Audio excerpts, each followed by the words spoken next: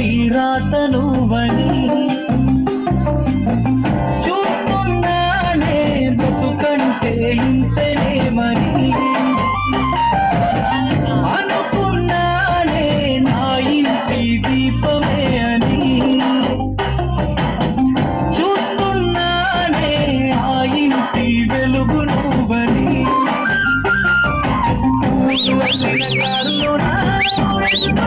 చిన్నగా ఊపిరి ఆగేటి బాధలోనా చిందులేస్తున్న పిచ్చివానా తట్టుకోలేని బాధే నాకున్నా సంతోషంగా నిన్ను సాగనంపుతున్నా బాగుండాలమ్మా నువ్వు ఎవరు ఈ పదికాలమ్మా